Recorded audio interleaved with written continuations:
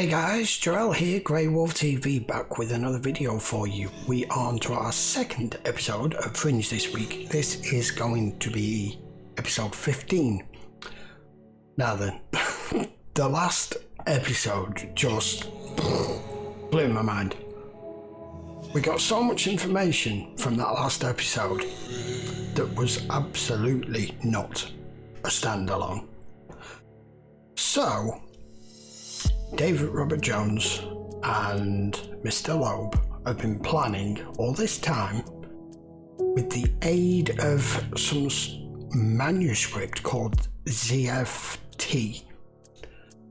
They are looking to build an army of recruits to fight something. We've heard from this manuscript that there is more than one world. I'm sure this is what these recruits are going to be for. Other than that, I have absolutely no idea where we're going with this. The biggest thing that came from the last episode was his test as to whether she was ready was to be able to turn out the lights on the light box, and her and Peter basically tricked him with the light box in the lab. And he knew, but the real one was strapped to a ton of C4, a skyscraper. And somehow, I don't know how, somehow Olivia managed to turn the lights out with the power of her mind. She seems to be convinced that he'd rigged it that way, that they were programmed in time to go out. But as Peter said, how could he possibly know that? How would he know when you'd turn up and when you were going to be stood in front of it? Which is true. So I'm kind of leaning towards the same side as Peter, that she really did do this. I really hope we don't go away from this storyline for too long if it doesn't continue with this one. I'm hoping that it does. I have no idea. Anyway, sit back and relax, because this is episode 15. Okay, people, building's clean. Wrap it up and get out. Go for demolition in 3 minutes. D-minus 3 minutes. So what's up, man? Stateside diner? Meatloaf sandwich? I get steak and eggs, of course. What's the matter? Nothing. I don't know. You swept it, right? Sure. I don't know. All of a sudden, I got a weird feeling. Dennis, they're holding the countdown for us. Damn it! Over here, let's go. Where are we going? I think we missed something. The concrete's cracked, man. Oh shit! Maybe not. Mike, I think you should come down here. It's like an open gate. Oh, what the hell was that? Someone's going to jump out at you in a minute. Oh my God. Oh my God, it's a kid. Hello. It's me. The artist is back. How do you know? Did we receive another fax? Yeah. Hartford office got one too. Or did we get a trace? Sent from a copy store in Alston. Excuse me, Agent Dunham? Oh, hey. Get the bishops. I need you to meet me at Children's Hospital. Search of the tunnels. It was determined they'd been sealed shut for at least 70 years. The place was a sarcophagus. The only living things down there were rats, insects, Wait, what? and him. He's having difficulty breathing. We need to administer oxygen. No. I wouldn't do that.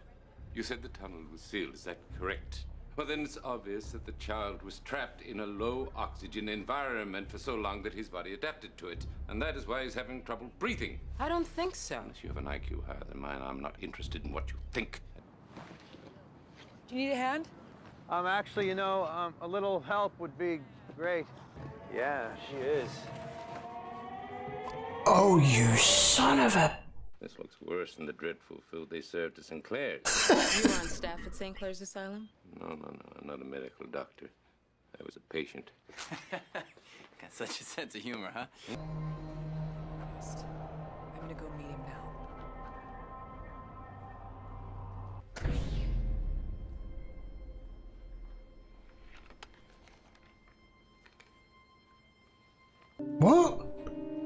He's writing upside down.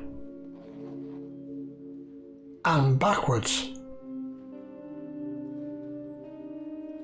What's it say? Sam Gilmore. Here's what we have so far. Is this the girl from the laundrette? From Weston.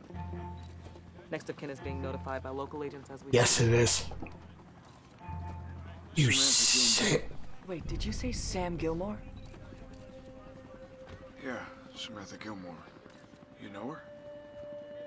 Our perp's name is the Artist. Is it Some of you may psychic? recall that we had our first encounter with him 3 years ago. He killed 4 women in Lowell, Jamaica Plain over a period of 2 days. Now, after the 4th murder, he stopped.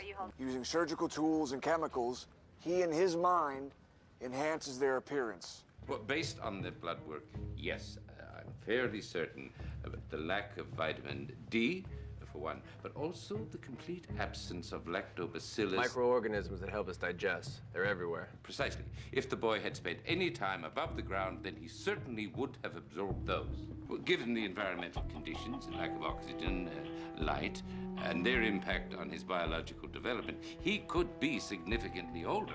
I'm not gonna get in your way. I just thought I'd stop by and see him before I get the ball rolling. How so? How so? Well, you know, physically, it doesn't seem as if there's anything really wrong with him, so I've arranged to have him moved. Moved? To a facility that can provide the treatment he needs. I'm at the hospital. I think we may have found another one. Oh shit, is he gonna write another name down? 547 Marlborough. Anything so far? I just got here 5 seconds ago.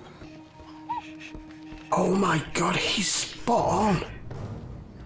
How the hell is she gonna find him though?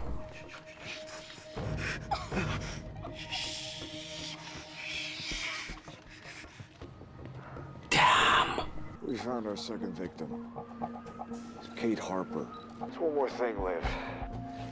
The address the boy gave us. A little while after we left, a neighbor found a dog tied to a fence. It was whimpering. It was a victim's dog. We were there. No way we could have known, Liv. His hypersensitivity to light and sound, it's just possible he may also be sensitive to people's emotions, able to intuit the feelings and intentions of others. Your killer, for one. Pheromones, undetectable chemicals that nonetheless affect our behavior, our sex drive, Hey, speaking of sex drive... Oh, such a prude. I'm sure Agent Dunham knows what a penis looks like. How do you know things that I don't? Know about the killer or victims that he's never even met? Do you really think you could just steal a child out of protective custody and that somehow no one would notice? Look, first of all, I didn't steal him. The child's assisting us in an active criminal investigation. The Department of Social Services doesn't have clearance to know that. Mr. Michaels isn't social services. He's with the CIA's Directorate of Science and Technology. Listen to what, Walter? That's just random noise. No, it's just the computer calibrating the signal-to-noise ratio. Just the attenuated setting to 70 decibels. Okay, that sounds a little more like a voice. Yes, now the sound pressure level. Dial the audiometer to 1500 hertz. Stroke. Quickly. Give me a tape recorder. Walter, turn the machine off right now. Turn it off now. He's freezing. Let me get this off. Hey, Astrid, can you grab us a blanket? All right, we're gonna get you warmed up. Doesn't make any sense.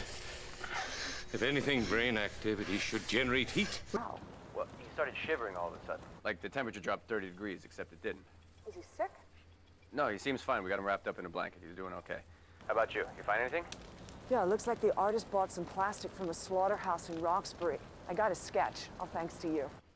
Hey, guys, we got good news. What's that? Turns out the plastic did come from a meatpacking plant. Olivia got a sketch of the guy. Ask her if it was refrigerated. It's a meatpacking plant full of raw meat. So yeah, let's go out on a limb here and say that it's probably refrigerated. What does that even matter? Because that explains everything. That he's capable of making connections, emotional connections. Most importantly, he is emotionally bonded to you.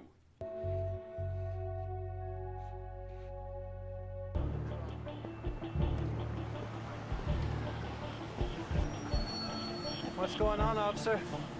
What are you doing in the neighborhood, sir? I just coming home from work. Haven't had anything to drink. Oh my god, that's what it meant. She knows. And he's running. That was good.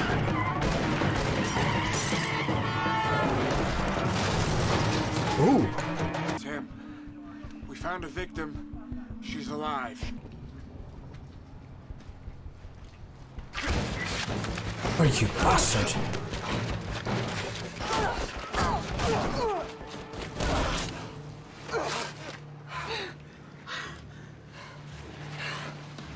Nice. You alright? Yeah. I was wondering if I could talk to you for a moment.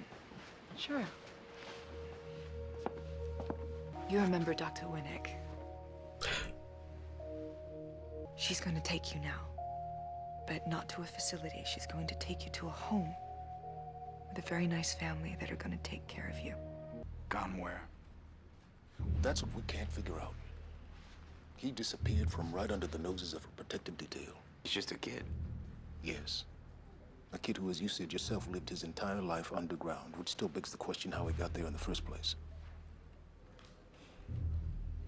I'm beginning to suspect there's a lot about him we don't understand.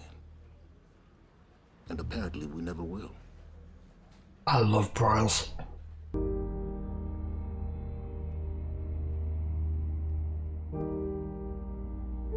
Oh, please don't let something happen to him here.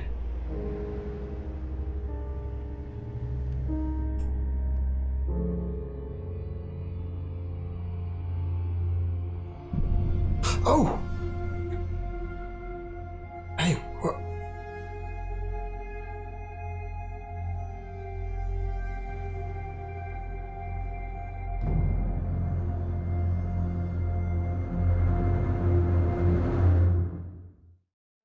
Okay, that was weird at the end.